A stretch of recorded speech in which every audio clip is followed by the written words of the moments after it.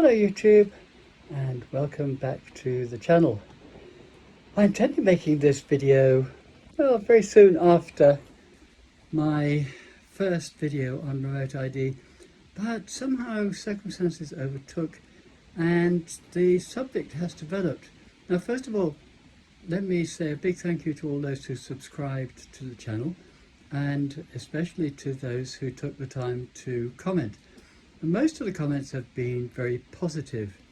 However, there have been one or two, probably mainly from people who have experience of flying manned aircraft or who are currently pilots, who are critical of the stance that I've taken. Now, my main objection is the publication of, or should I say, the broadcast of the position of takeoff, thus most of the time position of the pilot of the unmanned aircraft, because that to me is putting the pilot in a position of potential danger. Okay, what about remote ID itself? Well, I've actually changed my mind a bit. You see, in my mind, all aircraft should be broadcasting their position, their height, and their speed and their direction of travel. I say all aircraft.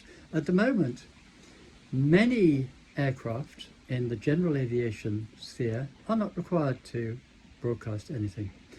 This applies particularly to hang gliders, to paragliders, to motorized paragliders, to microlights.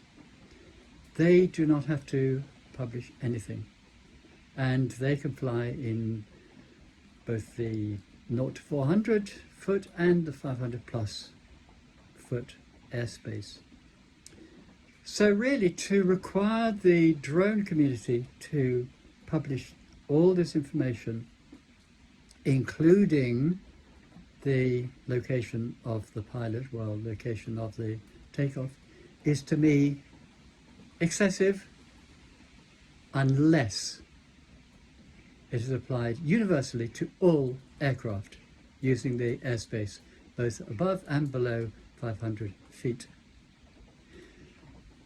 In my opinion, if this was mandated, I would go along with it happily, so long as the position of takeoff of the drone or unmanned aircraft was only available to law enforcement or the aviation authority. If this is not the case, then I will not support this move. So really, it's back to the aviation authorities, both in America and now in the UK, and possibly in Europe, though I haven't heard anything more about the European agencies rethinking their drone policies. But the UK certainly is, and the UK has actually proposed not just remote ID, but network remote ID. And we know what that means. Network remote ID means that the strength of the signal from your ID module will not matter. It will be picked up and available to everyone, everywhere in the world with the relevant app. Okay, so thank you to everybody who subscribed. Thank you to everybody who commented. I have read, well, maybe not every single comment, but certainly 90% of those comments, and I've replied where appropriate.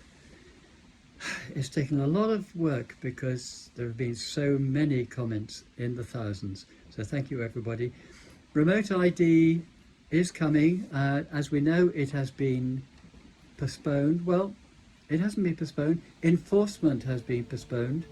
But do please watch XJet's very good analysis of what might happen with your insurance if you do not have a remote ID module between now and next March. that's it for now. Thank you, YouTube. I'll see you again very soon. Bye for now.